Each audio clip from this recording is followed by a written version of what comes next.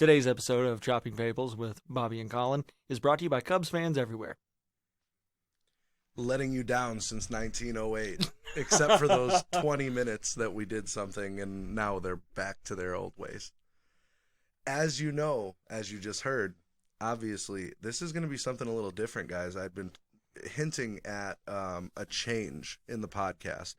Really, it was just that I ran out of shit to bitch about. Like, I really did. I went a fucking year, dude.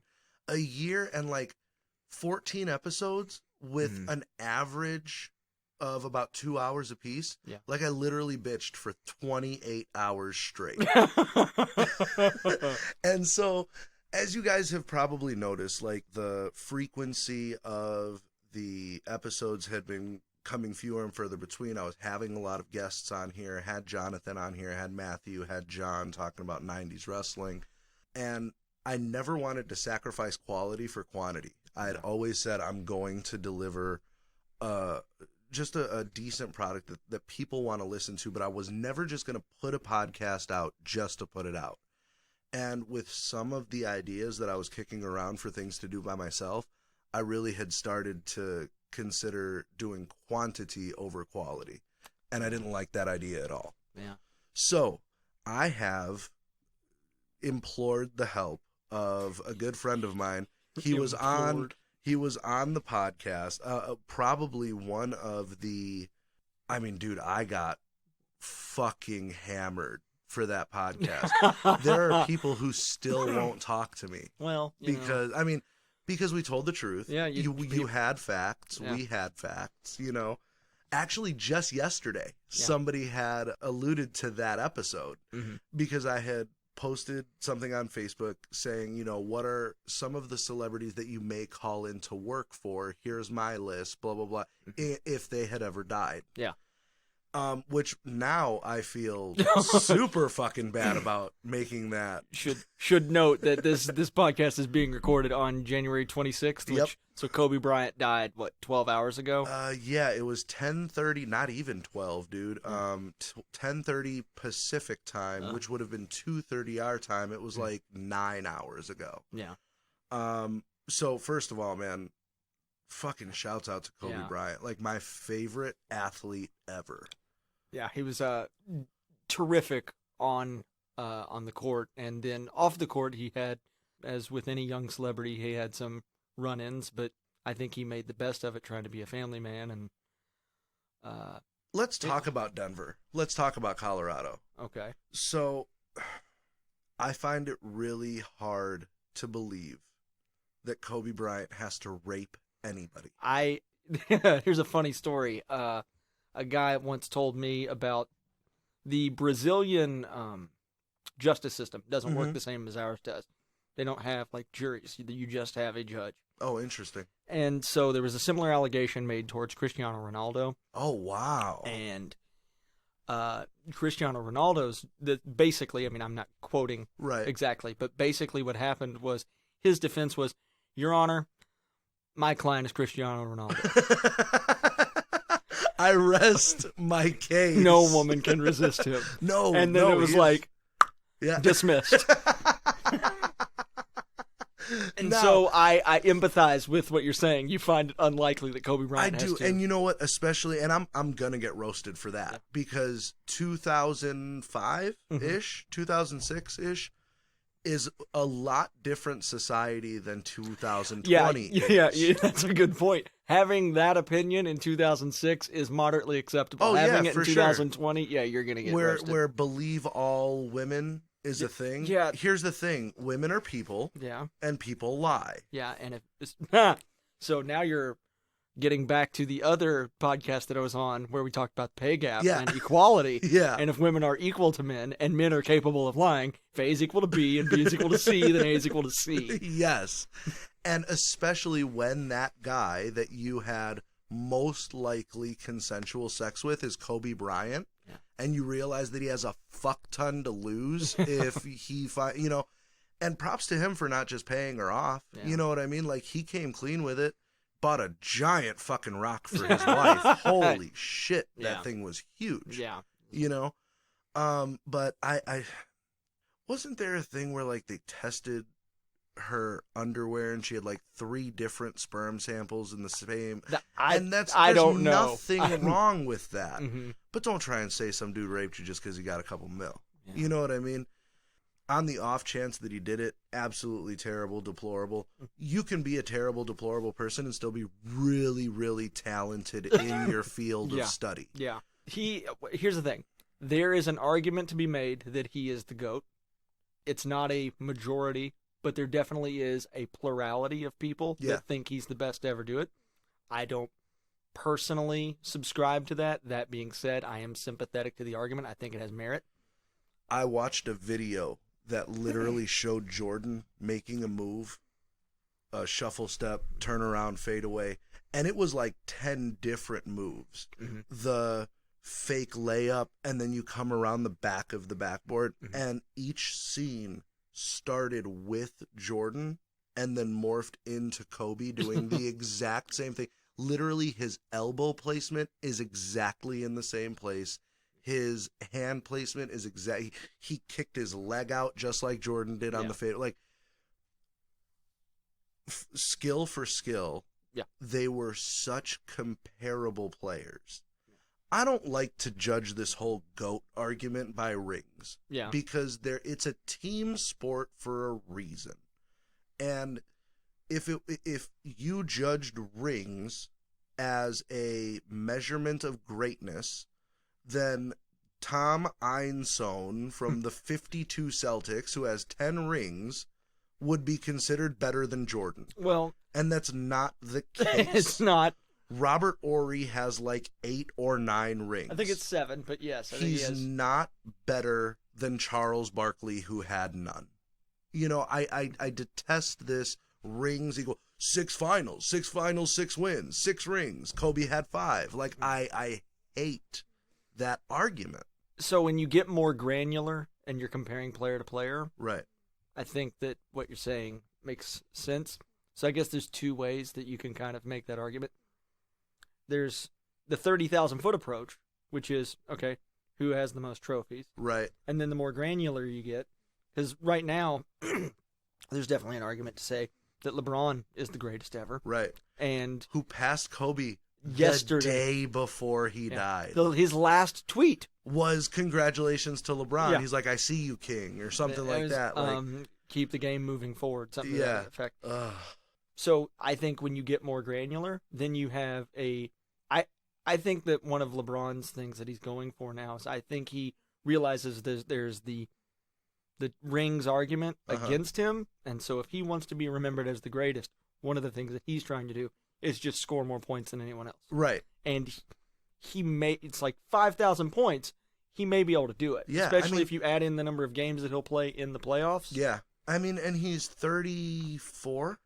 He's 33, 34. I think he might be 35. I think he's I graduated high school in 2004. I think he's the same age as me. Okay. So, okay. I'm 34. He's got time. Mm-hmm. You know, he's got time for sure. He'll play till 37, 38. Mm-hmm. I don't see a reason that he wouldn't. I think one of the things other people want to see is they want Bronny to get to the league at the same time as him. Yeah. And wouldn't that be awesome? Yeah, that'd be pretty cool. That would be really cool. The other thing that I was going to bring up about Kobe is that, you know, they were toying with the idea of canceling all NBA games today. Wow. Yeah. When you and somebody had brought up, then it would end with 81. Right. And I was arguing with somebody. I had zero energy. Like, to me, growing up in Chicago during the Jordan era and still having Kobe Bryant be my favorite basketball player, I walked into the United Center in a Lakers Kobe Bryant jersey the one time I saw him play. Wow. Like, I almost got the shit kicked out of me over yeah, over Kobe Bryant. So I went to see Kobe one time. I had a buddy whose mother he was a big Kentucky fan. And so it was John Wall's rookie season. Oh, nice. But the thing is, the NBA, you basically either see a home or away game. They don't do like in college basketball where, okay, Kentucky's going to play Duke in Indianapolis. Right. You know, they don't do that in the NBA. Maybe they do in preseason, like the Center gets the game. Yeah, gets a game every once in a occasionally. while, yeah. But so we're not going to Los Angeles. But his mom had given him 2 tickets for us to go to Washington, D.C. to see the Lakers versus Play the Wizards. Wizards. Wow. And then, and of course, he dropped, I think, 30, which was Right. awesome. I still have tickets up to that game. Ugh. And oddly enough, John Wall had a knee injury. He was out. We didn't get to see. Oh, no. We really wanted to see the two of them go at Right, it. And, right. and he was incredible. One of the other things I really like about Kobe is people will often ask you, when you're a guy so injury prone, as playing 16 seasons will do to you. Right. They'll say, are you at 100%? And he'd say, I'm always at 100%. Right. And his reasoning behind that I always thought was so cool is people travel from miles around, like I did, to go see him play. Yeah. And he doesn't want them to think that, well, I only saw 80% Kobe. Right. He wants everybody to think I got to see 100% Kobe. Right. And another really cool stat is his high score in every arena is at least 40. Wow. That's insane. Dude, I remember when he dropped 81, and it was just, you'd never seen anything like it. Yeah. The whole 100-point game by Wilt Chamberlain, like, that's even contested. There are people who were like, they just stopped keeping score. Like, I've heard that it had also that's before the basket interference rule. So if the ball was on the rim, he could tip it in. Oh, okay. The rules of the game are different. I mean, otherwise, was there a 3-point back then too? I don't know. Not that Wilt Chamberlain's shooting threes, No, but also the other aspect of the game that was different then is players didn't rest. Wilt Chamberlain averaged more than 48 minutes a game. wow. I mean, he just played every minute of every game. Yeah. So the game had a lot different aspects to it than it does now. But the other thing that I think is neat about the 81 game is Jalen Rose, now, of course, of Jalen and Jacoby fame, was tasked with guarding Kobe in that game. Yeah. My understanding is I don't know Jalen Rose. I'm Yeah. just a kid from Kentucky. But I've heard this, that apparently around the ESPN offices, his nickname is 81. Oh, God. That's so fucked up. Yeah. That was the worst night of his life. People are fucked up, dude. Yeah. That's a terrible nickname. Every time somebody sees you, you're reminded of that time that Kobe fucking steamroll stomped you into the mud. You know the other thing I really like about Kobe? You know how like every fighter thinks they have one last fight in them? Oh, dude, yes, Okay. I do. So, obviously, Kobe's last season, they're not going to the playoffs or anything. The Lakers they traded away all their draft picks to get Steve Nash and Dwight Howard, and then that just blew up in their face. Which I thought was going to be amazing. I thought it was too. Turned out Steve Nash was like 40. Right. And they traded everything away, and then they didn't get any draft picks, and the Lakers just weren't any good the last couple of years of his career. But Kobe Bryant, like any boxer, had one last fight in him, and in his last game, I'm pretty sure Gordon Hayward was one guarding him for the Jazz, and he dropped 60, and he willed them to a win. They were down in the fourth quarter. He had like 17 in the fourth quarter. I heard that Shaq looked at him, and he goes, "Hey, Kobe, drop 50 on him tonight." And Kobe turned around, and he said, "I'll drop 60 on him." I mean, and he did it. Yeah. It's just... that's insane. And you know what that does? Because with boxers, if they somehow win that one last fight, there's always one more after that. Because then you have it. You have it in your head. Yes, I do. Mm-hmm. Maybe I got one more. Yeah. Maybe I have one more. Maybe I have one more run left to the title. And with that, it was the fans. Like, I remember thinking after you played that last game and dropped 60, I'm like, nah, dude, 1-year contract. Come on, Kobe. Like, give us one more. Yeah. Like, he is in I would think, a very small company of people who actually had the fans thinking more than he thought. Yeah. Dude, you got one more left. You can do this. I mean, but it got to the point where towards the end of his career, there are pictures you can look up where it's just ace bandages. Oh, yeah. Wrapping ice packs all around his body while he's on the bench. Before he goes back. I mean, I don't want that for anybody. I obviously don't want that for anybody, especially not Kobe, who had just given us so much of himself. But to end at 5 rings, you know what I mean? You don't go and And props to him, dude. He didn't run and join the Cavs or the Warriors and get a cheap sixth ring off the bench. He did. You know, every season he played at the Lakers, which is crazy because he was drafted by the Hornets. Yeah. And then traded for Vlade Divac. You know who really wanted him? Because I think John Calipari was coaching in the. I think that was when he had a brief stint in the NBA. Oh, interesting. And he wanted Kobe Bryant, and they're like, yeah, he's not going to be anything. Right, because he came right out of high school, and for the first 4 seasons or so, people forget he was a role player. Yeah, he was not the star of that team. I had the Kobe Bryant video game on N64, and he came off the bench on his own video game. I swear to God. I'm sorry. Somebody with an ego like that who puts themselves on the bench of their own video game does not rape anybody. Not buying it. And that's what I have to say about that. The ego he has not. So obviously we had to start the show with that. But I wanted you guys to get, because Colin is the co-host of this show. This is Chopping Fables with Bobby and Colin. That's going to be the gist of this from now on.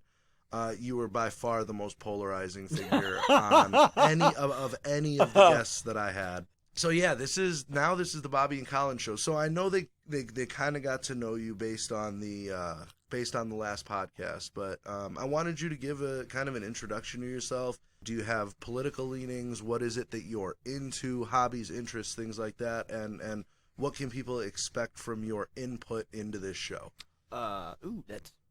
That's a fun question. So, my name is Colin. I guess I do have political leanings. I won't say them. You'll be able to figure them out. Fair enough. But my worldview, I guess, is probably the better way to say it. From a cultural perspective, I really like rock music, and I really love college basketball. Okay. And rock music, I do the entire spectrum. I am not just a punker, and I hate hair bands, and I don't just like hair bands and what's up with all these mohawks. I've been to the Warped Tour and Ozfest an equal amount of times. Oh, wow. So I love the entire spectrum of rock and roll. To put it this way, I've seen Motley Crue 15 times. I've seen Fall Out Boy 14 times. So just that's awesome. Yeah. So, and my more, I guess I am, somebody described me recently as being cerebral. Okay. It's not an adjective that I would normally use, but then when they did, I thought, okay, I guess I could see that. Yeah. Yeah. And so I guess my worldview as a kid was always very conflicted because I grew up in a really religious household, and I didn't necessarily, as much as I loved this really rebellious music, I didn't reject the religion. Interesting. So I didn't think, this is all dumb, I'm out of here. As soon as I didn't do any of that. Like, my parents were, I mean, who paid for all the concert tickets? Right. So, right. So I didn't reject that, and there was an aspect of rebellion in there that I really liked, which as I've gotten older, I've started thinking all that music that I listen to, when I hear the political leanings of all of my heroes, I'm like, but how do you not get it that you're arguing that the state should have more power? Okay, you're not making any sense, because then there is only... Anyway, so... So I also grew up in a really religious household. 4 of my uncles are pastors, and my stepdad was a Catholic deacon. Okay. So 4 different denominations, too. Okay. And so me being the natural troll that I am would go in on Thanksgiving and be like, someone's wrong. Just, you can't all be right. One of you is wrong. I doth protest, so I know at least one of them is wrong. Right. So I doth protest, I think, the appropriate amount. And so I would always just like to throw that little, hey, let's talk about religion. They would all come from their own little, own sides of the spectrum, so to speak. So that was always fun. I dropped out of the religion thing. Gotcha. I saw too much. Okay. I think, Well, so so some of Colin's life story. I don't know. Like, you and I have shot the breeze concerning politics and pop culture and that kind of thing plenty. But in my personal life, when I was 13, I had an older brother that died. When I was 18, my mom died. Jesus. In between those two, I had a spinal fusion surgery because I was born with scoliosis. And so there's the aspect where you really go, okay, well, if there's a God, how can one person be tasked with this kind of Right. burden? You grew up in a Mark Twain novel. Yeah, well, Jesus Christ. yeah, well, and then you read the book of Job. Right. It doesn't seem so bad. Yeah. So, I'm not necessarily that. And the other thing, the way my dad puts it, my dad's a pretty deep thinker, and he does a really good job of eloquently articulating concepts that are difficult to explain. Mm-hmm. And he'll put it really simple. So afterwards, somebody asked him if that changed his goals concerning the afterlife, and he said, "I wouldn't say it changed my goals. I would say it sharpened my focus." Ooh. Yeah. So that's I mean, really interesting. That's not a morsel. That's a whole nugget. Yeah. Yeah. That's So my father is still really religious and is worried about my salvation and things like that. And he equates. We all are, Rob. As you should be. He equates salvation with going to church and doing these things. And I just told him, I have a relationship with what I feel is a higher power. Okay. I don't know what to call it. I don't know if it's God. I don't know if it's a long-haired dude in sandals and a white robe watching me from on high. Yeah.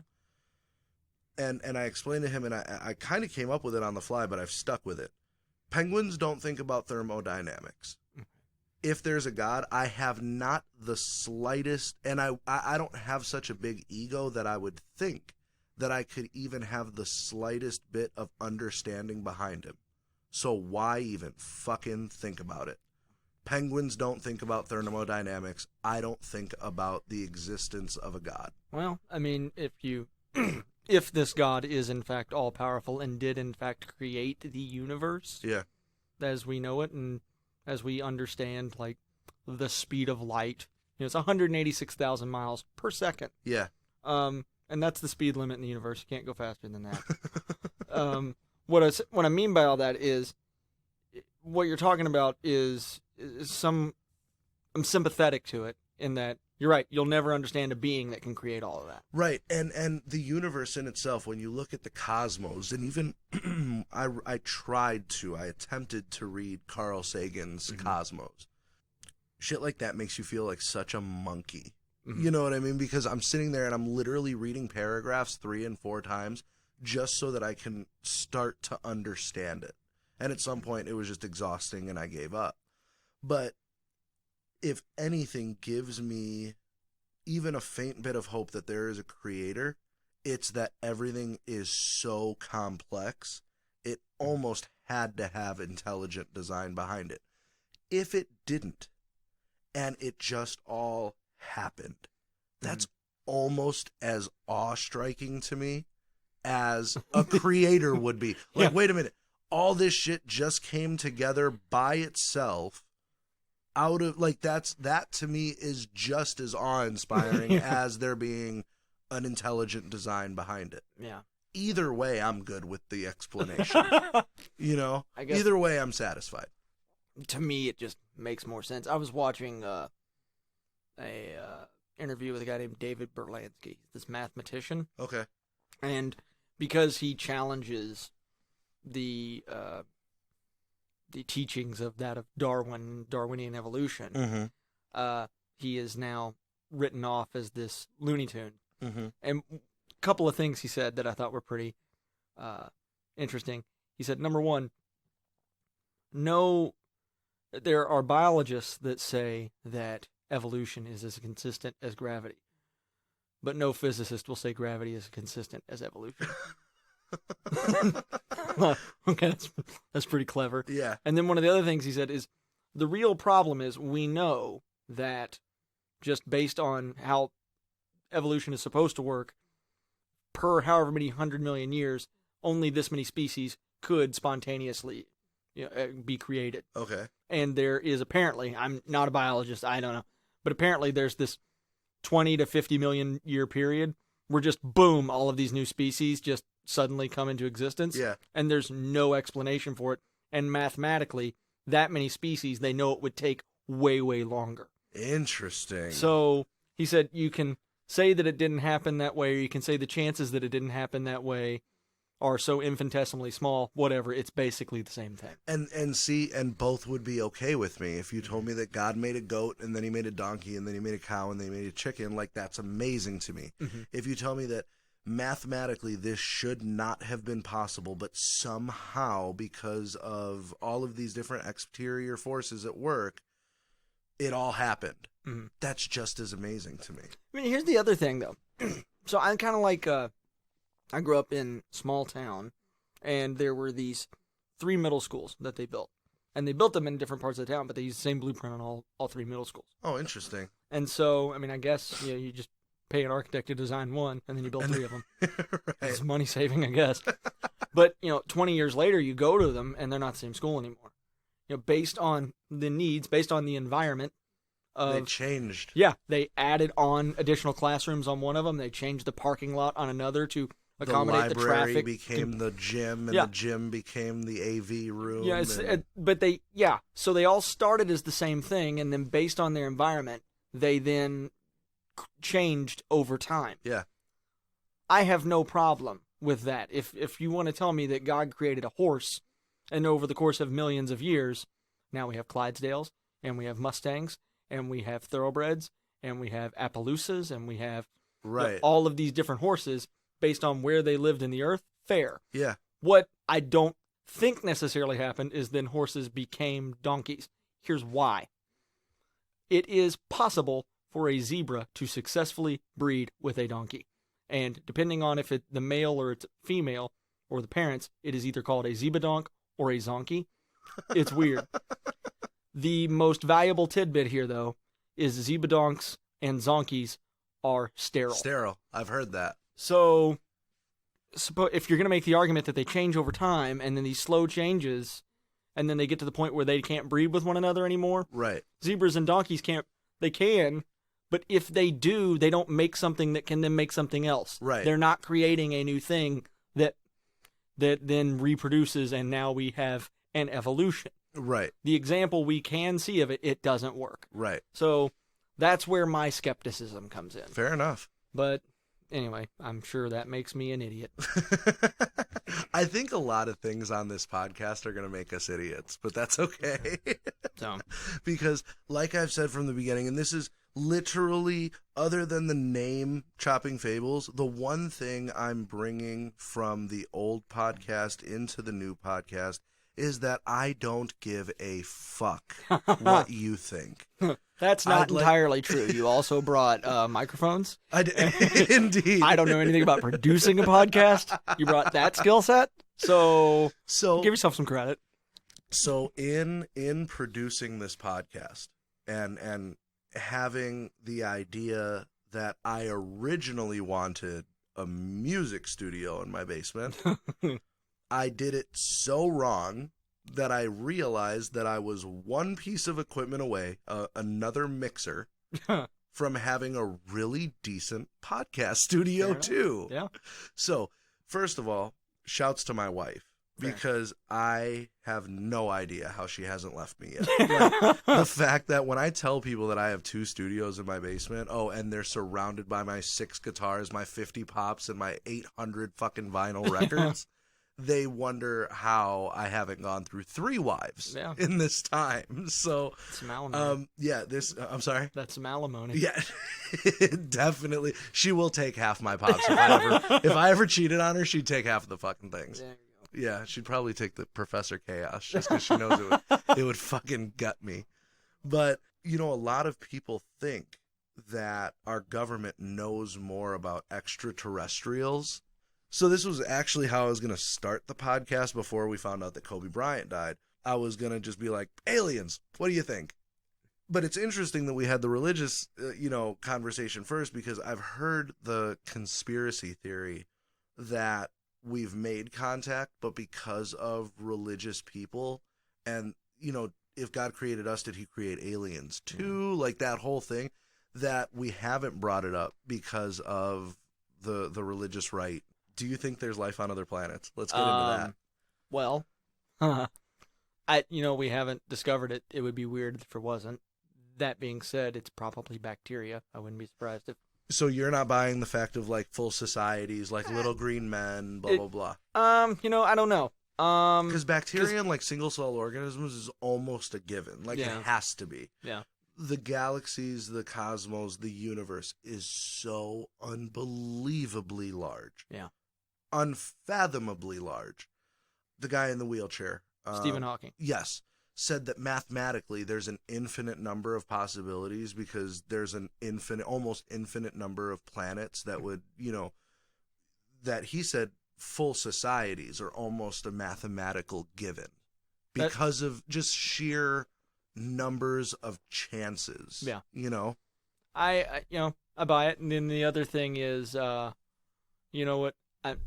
a huge Blink-182 fan, Tom DeLonge is such the alien conspiracy theorist. I've heard that. I've heard him and Dan Aykroyd. Yeah. Oh, Dan Aykroyd. There's a documentary with Dan Aykroyd on it too. And that's part of. There's a different documentary, not documentary, but like it's either the toys that made us or the movies that made us on Netflix. Okay. And Dan Aykroyd was really into aliens and ghosts, and so that's where kind of Ghostbusters came from. But in his original draft, they were fighting ghosts in space. Anyway. But we're gonna tweak this a little, Dan, just so you know. It might not be the same final product. They basically just kept the name Ghostbusters, and even that, as it turns out, when you watch it, was a struggle. But so I like the idea that's out there, and one of the other things that's neat about that. So Tom DeLonge's company is called To the Stars Academy of Arts and Sciences. So if you ever watch Tucker Carlson, they have like a not weekly, but probably bi-weekly segment on aliens and really just how he doesn't trust the government, which why would you? Right. He shows this same clip of, them, of, I guess, some sort of Air Force or somebody, watching UFO. And I love that the tag in all of those video clips is that it's, that clip is provided by To the Stars Academy of Arts and Sciences. And every time I watch it, I'm like, look, Angels and Airwaves. And no one cares. So the punk rocker in me that loves that Blink-182 song Aliens Exist, I want aliens to exist. So I think they do. And I could see full societies. Here's the thing. I don't think they'll ever come here. Well, if I'm right and the speed limit truly is 3 times 10 to the 8th, they can't get here. Well, what I'm thinking is that if they somehow have the ability to get here, we have nothing that they want. Yeah. In terms of resources, in terms of even just sheer labor, like if they were just going to come over and take us all over, we don't have anything that they need. Yeah, if they can get all the way here. If they can get here, we don't have anything they want. Yeah. Joe Rogan was talking about how, these, it's always these slack-jawed yokels that get abducted, and I'm using the air quotes to abducted, and it's always very strange, kind of backwoods, swampy kind of people that are, I got taken by a fucking alien. Yep. He thinks that Earth is the Tijuana of space. and I thought that was the perfect way to describe it. Like, you just get super drunk one weekend off of alien beer, and you're like, let's go fuck with the Earth. You know what I mean? And they come here, take people that they know nobody will ever believe. Like, they've never abducted a scientist. They've never abducted a doctor. They always abduct fucking Jethro and Billy Bob from Huntsville, Alabama. You know what I mean? And that they just come here to fuck. Huntsville. For sure. Shout out to Huntsville. They just take people that they know nobody's going to believe, and then they fuck with them for a little bit, maybe stick an anal probe in them and send them back on their way. That this is their show. This is their kind of, because there have been a number of sightings in Iraq and Afghanistan and Israel and things like that. Like, there have been theories that they come to watch the wars. Huh. And then just leave. And it may be from a standpoint of, look what the fuck they're doing to each other. Imagine what they would do to us. We're fucking out of here. Yeah. Like, no, we don't want any part of that. Look what they do to each other. Yeah. One of the things that Tom DeLonge, I heard him say is, we have better pictures than the stuff that gets released. But sometimes, maybe that picture was taken in Russian airspace. Yeah. And not only were we not supposed to be surveilling Russian airspace, we also don't want them to know we have the ability to take a picture that good. Right. So we don't release photos like that. So there may be all kind. I think that might have been on the Joe Rogan podcast with Tom DeLonge. I don't know. Interesting. But I mean, so maybe we do. Maybe we know way more than they let on. But I had never considered the idea that that it might be that religious people are the reason. You have to explain a lot in a very short amount of time. Mm-hmm. Ronald Reagan believed in aliens. Then he had said, "Well, if the giver believes in aliens." He had said, "No one will get that." That the one, not anybody under 35, no. He had said that the one thing that would unite the human race is a threat from outer space. Was that's what would bring the Israelis and the Palestinians together. That's the thing that would bring the Mexicans and the Puerto Ricans together. And you mean that if we declared in one voice that we will not go quietly into the night, we will not vanish without a fight? Right, indeed. That was my 2004 student council president speech. That's all I said. I just did Bill Pullman's speech from Independence Day. That's awesome. I won. Well, there you go. It worked. What happened to pop punk, dude? What happened to pop punk? Because I grew up trying to depress me. I grew up 10 miles away from where Fall Out Boy was invented. You know what I mean? Was founded. I went to some of those shows at the Displains Theater, which a lot of people listening to me are going to remember in 2002, going to the Displains Theater on Thursday nights for Rock Night. And Fall Out Boy being there when they were literally 16 years old. Well, half of Fall Out Boy. Yeah. So that would have been, because Pete Wentz older than me. Also, well, back then, that might have, 2002? 2001, 2002, it had to be, because I was a sophomore. Angel, what was the name of that? Arma Angelis, probably back then. I think so. And then, so I think back then, Pat Stump was the drummer. Yeah. And the lead singer was the guy from Rise Against. Yeah. And then he left and started Rise Against. Pat started singing, and then they got Andrew. And the rest is history. Yeah. Amazing. They were hardcore kids who weren't good at being hardcore, so to say. And, you don't see any of the scene kids anymore. You don't. It used to be so huge. I blame 303. There was that. That sound got onto whatever it is, the Warped Tour, and it just hasn't been the same since. Yeah. Of course, now the Vans Warped Tour is gone. Yeah. They basically do it in California. Is Ozfest still going on? I had heard a rumor that they were going to end that too. Well, so they continue to do the tour. They did it in 2006 without Ozzy Osbourne and System of a Down headlined, and I understood that, they're going to continue the tour, but Ozzy won't be there, and I guess a lot of people didn't understand that. So I think now it still continues under the label Mayhem Fest. Oh, okay. So if you ever see Mayhem Fest is coming to town, this is the old Ozfest. Yeah. Interesting. Of course, now in our town, they just do Louder Than Life for 2 days. Right. So that's going to be good this coming September. I don't know if you've seen the list. I have not seen the list. Metallica's playing both nights. Wow. And they're playing different sets both nights. Oh, wow. Yeah. It's going to be real. So it sounds like it. Yeah. Of course, in last year we had Guns N' Roses. Yeah. So, or 3 members and some other guys. Is Axl Rose still as depressing as he was about 8 years ago or so? Yeah, but I mean, it's there's a part of my childhood where I need to see it. Of course, fair enough. They called the tour the Not in This Lifetime tour, and that tour has been going on for about 2 years now. So I've seen it twice. So. My favorite tour name was when Don Henley of the Eagles had announced that the band was breaking up, and a reporter had asked him, "Is there any chance that you guys are ever going to play together again?"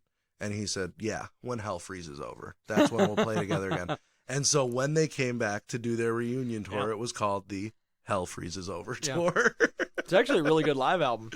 I mean, the Eagles are one of my favorite bands of all time. Joe Walsh is an absolute, and I went to go see them the last time they were at the Yum Center, and he comes out, and Joe Walsh is just a goofy fucking guy. He's hilarious. Mm-hmm. And he goes, "Now's the uncomfortable part of the show where we all play the songs that we did separately when we were pissed at each other." And he starts playing Rocky Mountain Way, and then Don Henley comes out and does Heart of the Matter, and it was great. It was great. Yeah. So I guess to answer your question, Green Day and Blink-182 and Fall Out Boy are the only ones left. Really? I Yeah. mean, How old is Billy Joe Armstrong? He's I got to think be he's pushing in his 50. 50s now. He's got to be, which is so weird yeah. to me. They've got a new album coming out, though. Really? Yeah. It's, you pay attention to your local retail store. I think they play one of the songs, and one of the new Fall Out Boy songs plays. And I've heard that one. I mean, those bands are still around. The only band that it kind of even fits that label anymore that is still putting out new music, and they're more an independent band called The Maine, and they're out of Arizona. Interesting. They're entertaining. I saw them on tour with All American Rejects. I heard a Green Day song at the local Kroger, which is, you're listening nationally or internationally, as a grocery store. And I was walking through and I could not forget a quote that I heard. It said, "You know you're old when the music at the grocery store is good." And they were playing like Brain Stew or something like that at the Kroger. And I was just like, oh my God, it's happening. I've always loved that song. It's happening. Crooked Spine. Yes. Oh, yeah, I love that track. That is hilarious. Yeah. I just got it. There you go. It was on 1, 2, 3, and I get it. There it is. So we're in an election year. Okay. He's going to win again. Easily. Easily. I saw a poll the other day. They had like 30% black support. Yeah. It's done. Something very interesting happened in 2016.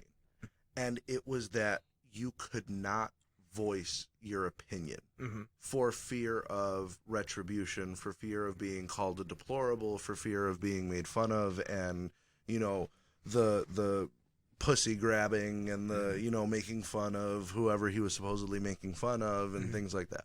You could not voice an opinion without being called a racist, homophobe, bigot, blah, blah, blah. And then you get into that voting booth, and it's just you and that piece of paper.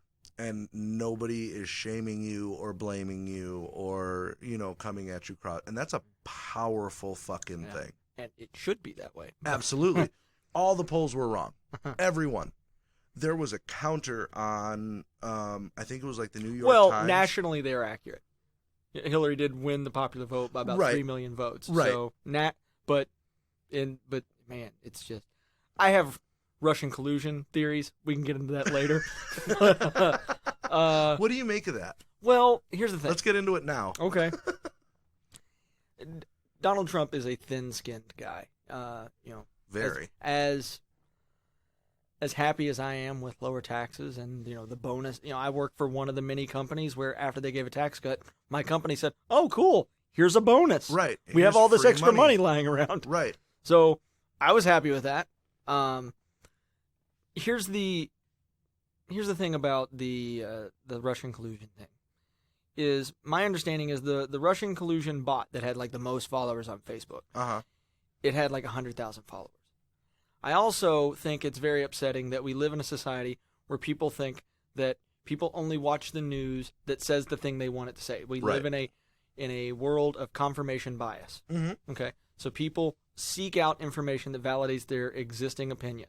100%. Okay, so if you're gonna buy into that, then the question is, how effective can Russian bots possibly be? Right. So are the Russian bots being followed by open-minded people who, based on misinformation, then changed their vote? Or are the Russian bots being followed by people who are already going to vote that way anyway? I think there are so few people, especially with how divided the country is right now, along party lines, along thought lines. I don't know that I know a person who I cannot put into a box right or left. Yeah. There are so few undecided voters out there anymore. Yeah. And then here's the other thing is, so if only 100,000 people are following it, and you might say, okay, but Donald Trump won Wisconsin, Michigan, Ohio, Pennsylvania. He won those 4 states by like 80,000 votes. Okay.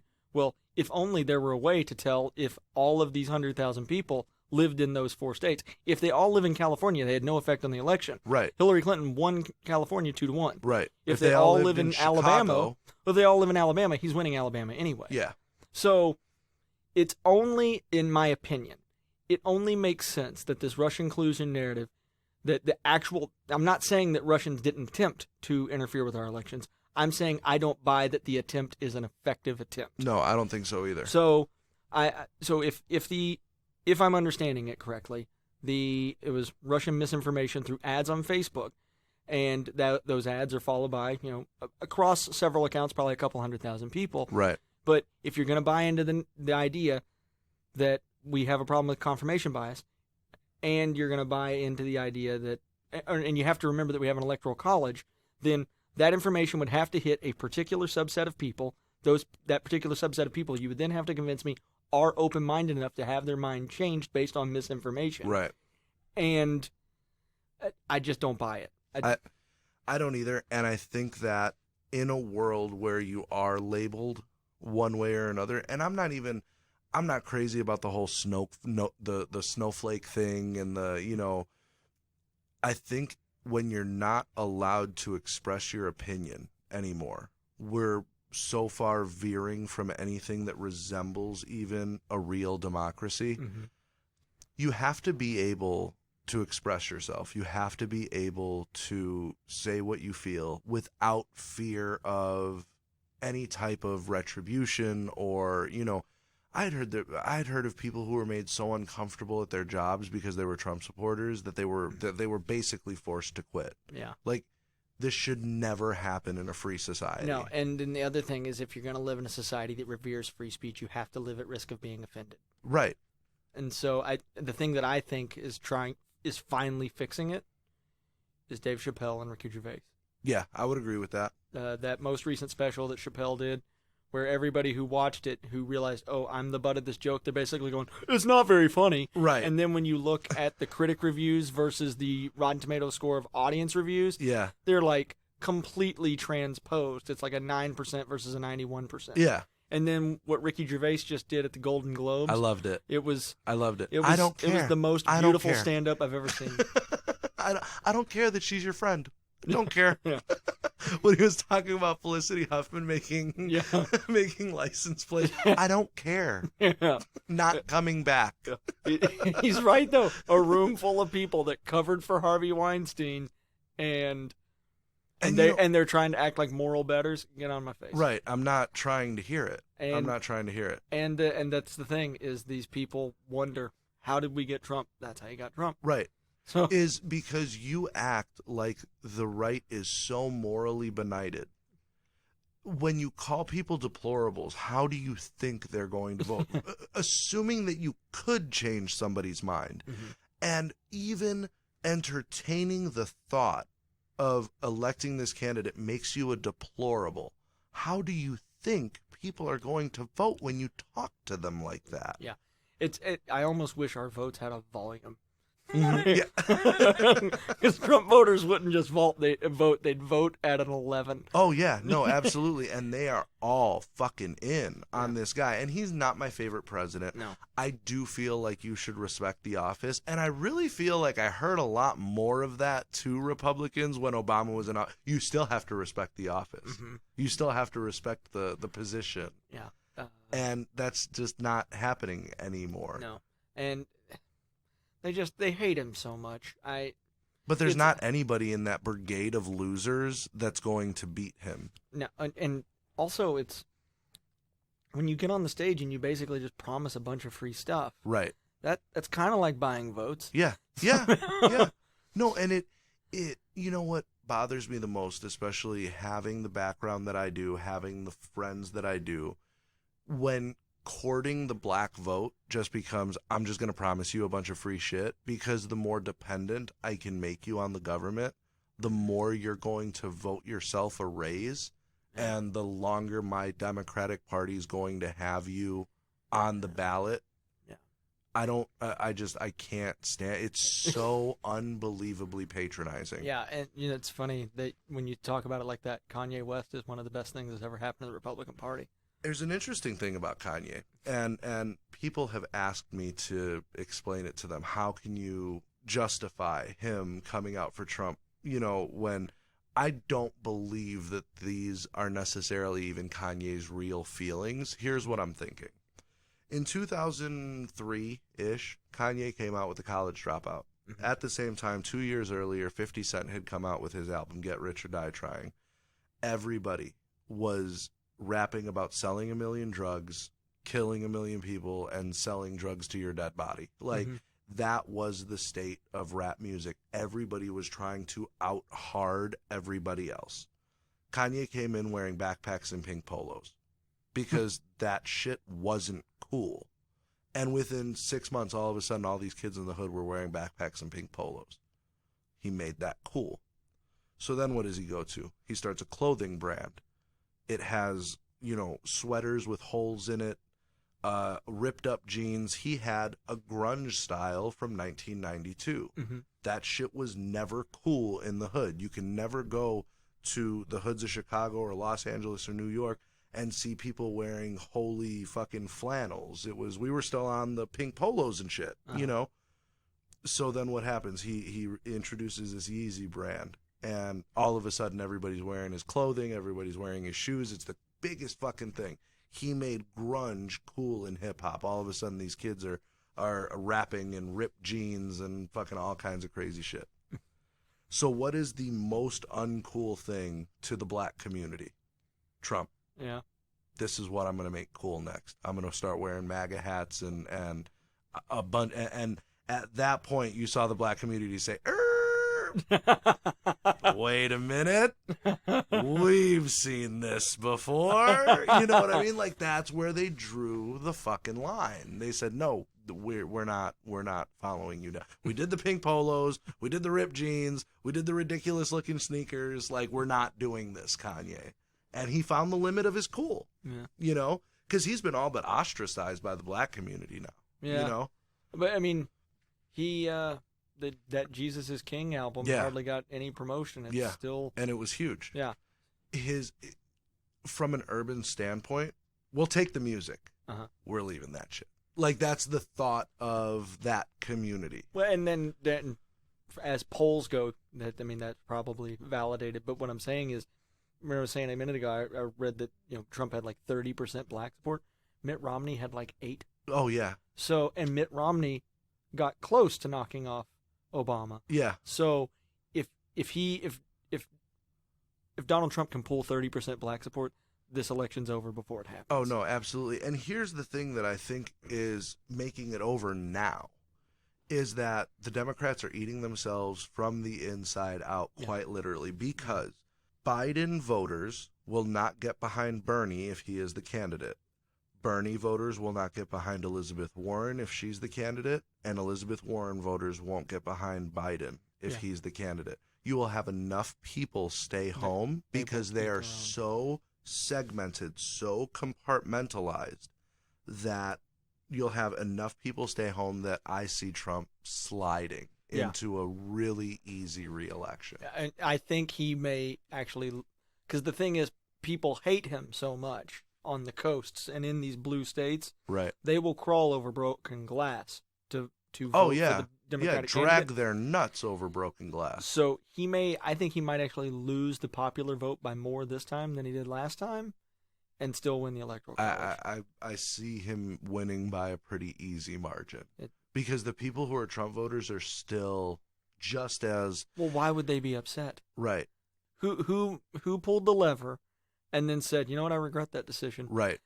Who was like, you know what, I don't like this tax cut? Who's sitting there going, I like this lower unemployment? And who's sitting there going, you know what, we've knocked out ISIS's caliphate. Right. And just killed, Soleimani. Yeah. Yeah. On so many fronts. I think there was enough people who didn't really like Trump, but held their nose and pulled that lever, who are now saying, that wasn't a bad choice. Yeah, I could have done worse. Yeah. I hated Hillary, so I wasn't going to vote for her, so I had to hold my nose. But now I'm feeling pretty good about my decision, and I'm going to vote for him again. Yeah. I mean, and if people are looking at their 401ks, and it's, because, I mean, ultimately, what's the guy at the BlackRock 2050 fund that you're invested in? What's he investing in? He's investing in the stock market. Right. The stock market's got record highs. Then your 401k is doing pretty well. Yeah. I don't see why anybody would be that dissatisfied other than his personality. He can be an off-putting, thin-skinned dude. Right. But also he's kind of hilarious.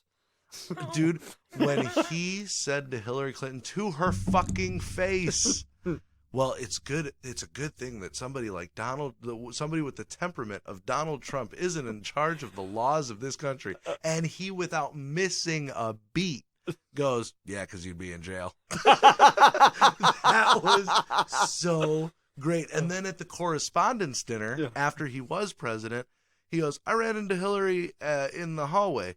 She bumped me and goes, pardon me.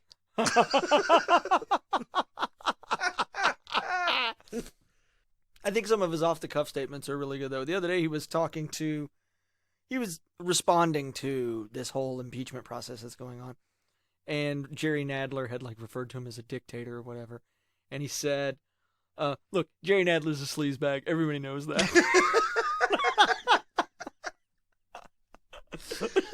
Who says that? I mean, and to a microphone. Yeah, I mean, and I remember when Obama called Kanye West a jackass after he had gone up and interrupted Taylor Swift at the MTV Awards. Mm-hmm. You know, how do you feel about him?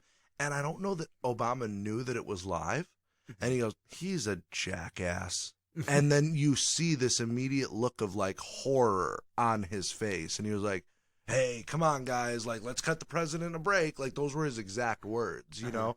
He was so afraid of how he was going to be perceived simply for saying that quite possibly the most hated person in the country at that time. It was the Monday after the Sunday night awards. Mm-hmm. He was so afraid of how he would be taken for that, you know? And Trump just simply doesn't care. No, that man, he gives zero. No.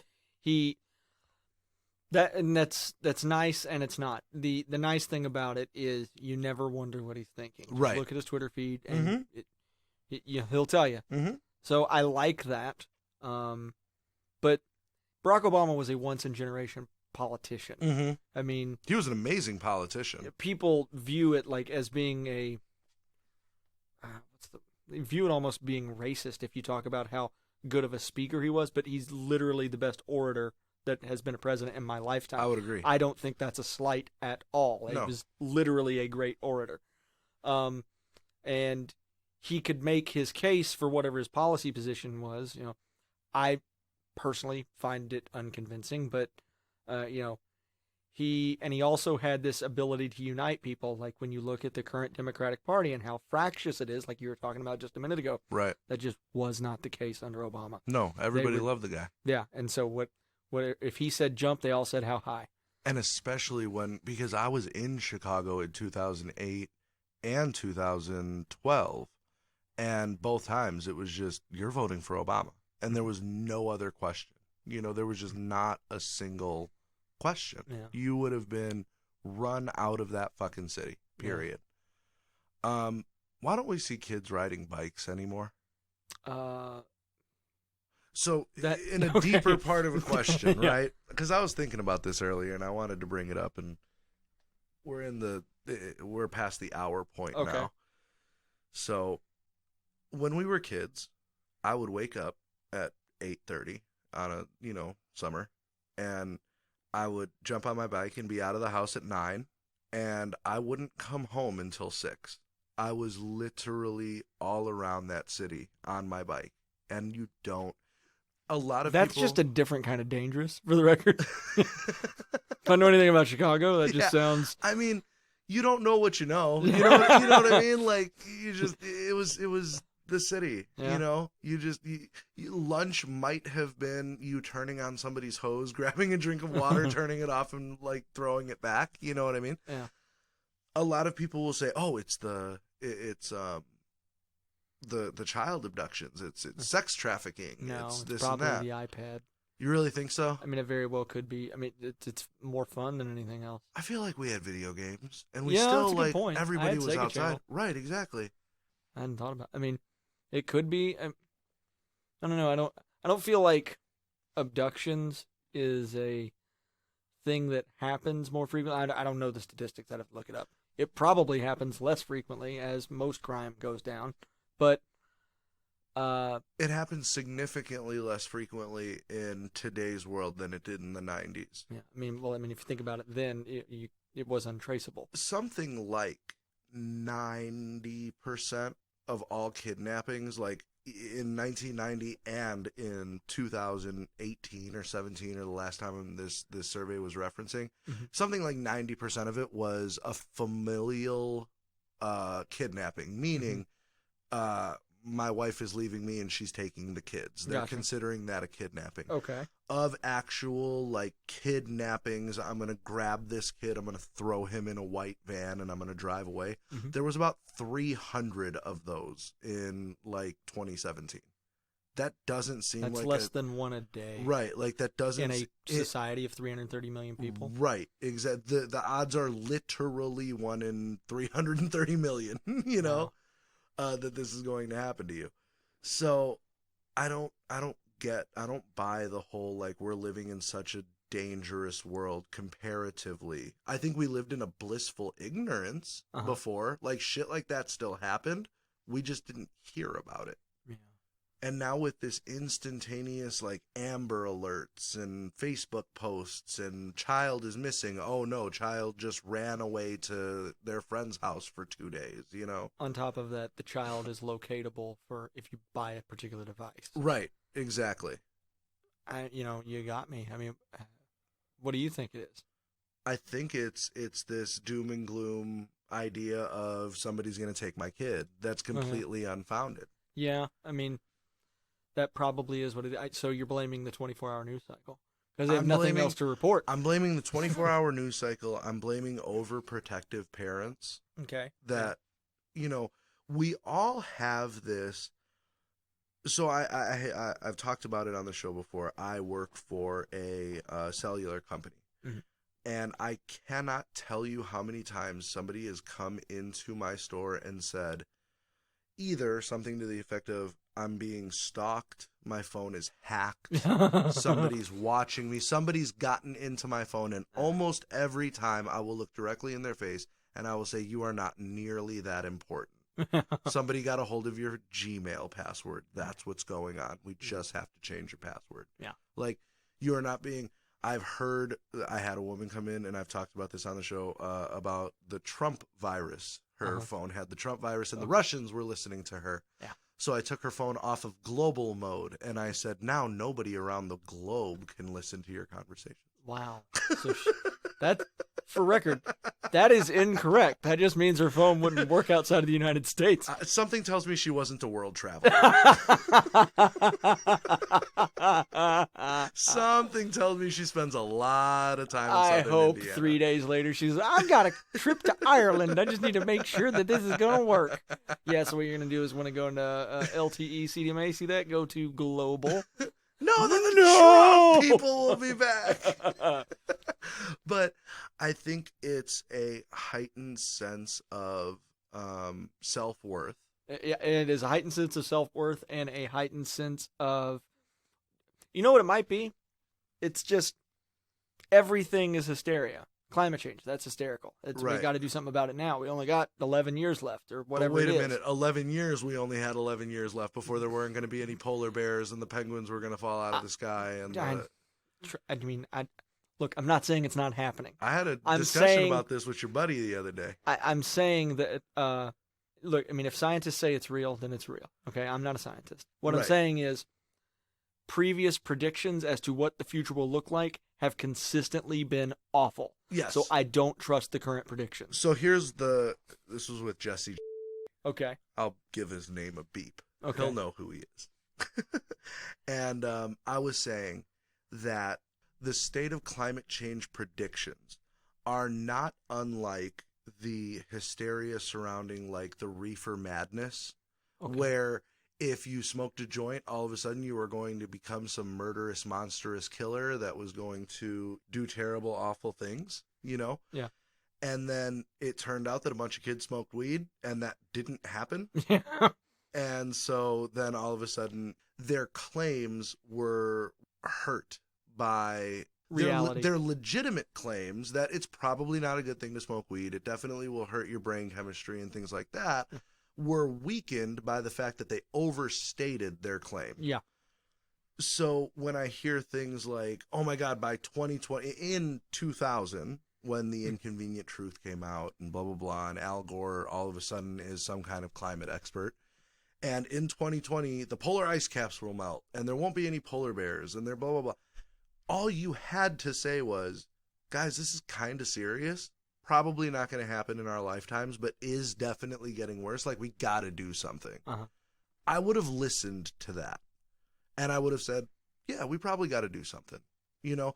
But now there's something inside of a lot of people who are saying, no, they were full of shit, and now I'm not believing any of it. Which is also dangerous. Right. I don't think that's a good idea either.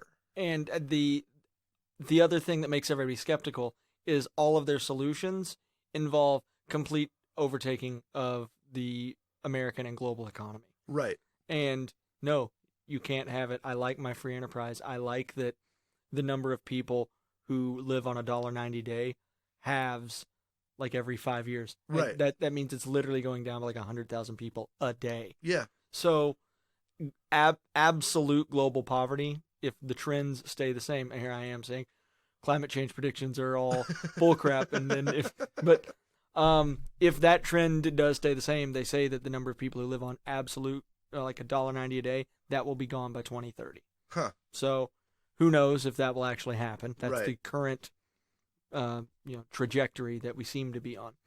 And the other thing is, so we should make a T-shirt that says "I survived pulling out of the Paris Climate Accords." I survived repeal of net neutrality, that kind of thing. Right. So the thing is, all those countries are still technically in the Paris Climate Accords except us. Right. And our emissions reduced to the most of any of the countries because of our move to natural gas. Also, they have anything that doesn't revolve around the left taking over the entire global economy. They don't like that solution. Like, what about nuclear power? No, we don't like nuclear power. No, we don't like that. Yeah, and here's the thing. I'm really sympathetic to solar. As the free market guy that I am, yeah. I like the idea that if my local electric company sucks, I have an option. So I like that. I like the idea of solar. I like that it would knock out my electric bill and presumably also increase the value of my home. So when I go to sell it, it's not an empty investment. Right. So I'm sympathetic to solar, but I don't know that is a permanent solution, or it's not in a solution that could be implemented in the next 11 years. Right. And then the other thing that nobody ever talks about, in my understanding, and I could be wrong, but my understanding is the real issue with green energy is energy density. Mm-hmm. So with a gallon of gasoline has the energy density to power your cell phone for a year. Okay, 1 gallon of gasoline. Mm-hmm. So versus if you wanted to recreate that same energy density with lithium-ion batteries, you'd need like 23 car batteries. Jesus. So I think that's correct. Yeah, I could be wrong. Yeah. And so when you do that on a more macro 12 scale, car batteries. Yeah. You know what I mean? So if you're going to do that on a more macro scale, if you wanted to power the entire United States with wind, you need the collective size of the wind farms would be the size of California. If you're going to do the same thing with solar, the collective size of the solar farms would be the size of West Virginia. If you wanted to power the entire United States with nuclear, a nuclear power plant is about 1 square mile. You would need about 3,000 nuclear power plants to power the entire United States. And so that's presumably 3,000 square miles, and that's about the size of Delaware and Rhode Island. Wow. So it's just the density is another issue. Also, those windmills they're an eyesore. Nobody wants to look at them. No. And nuclear is technically uses fewer emissions. Also, what is so environmentalist about putting up you have to put the windmills in places where the wind blows, right? Like naturally, and it turns out there are patterns to this stuff. Mm-hmm. But that also happens to be the migration patterns of birds. And so what's so environmentalist about putting these giant head chopping off machines in the middle of the migration patterns of birds? That doesn't make any sense. Right. And then the proposed price tag of the Green New Deal was like $93 trillion. Here's what I never heard a pundit say this, and it bothers me. Sometimes I'm glad we're doing this because sometimes I have counter arguments, and I think, why haven't I heard anybody make this counter argument? Right. $93 trillion. There's only $80 trillion in the world. How are you going to pay if you confiscated every dollar in the world? You can't pay for the Green New Deal. Who are we going to pay? The Romulans? Yeah, What the fuck? So versus a nuclear power plant costs about $1 billion to build. Right. So presumably it'd be $3 trillion to build 3,000 nuclear power plants. Now this is government spending. Right. So $6 trillion. Right. But still, that's a technology that already exists that we know how to do. But the problem is there's so many regulations in the way. It takes about 35 years to build a nuclear power plant. Right. So those are my 2 cents. Dude, this was fun. Yeah. I like it. That was a blast. And guys, this is what every episode is going to be. An hour and a half of stream of consciousness. If you guys have things that you want us to talk about, bring it up. We'll shout you out. We'll give you your social media handles if you want us to. We'll get your followers, things like that. We'll create a like a Chopping Fables like a mailbag. Yeah, we get a mailbag. No, for sure. And we'll talk about whatever you guys want. And on most things, we're going to have an opinion because we're two really opinionated people, as you obviously just heard. So that's another Fable Chop, guys. Like, subscribe. I'm going to be updating the Facebook with a new logo. Pretty soon, we're probably going to have merchandise coming out. I think there's going to be cups for how much are those cups going to be, Colin? Oh, $100. Don't worry, you can get a mug. It's $100. But all of the proceeds are going to be to get me a new guitar. So that'll make you feel good. Thank you for listening, guys. I love you as always. Keep chopping fables.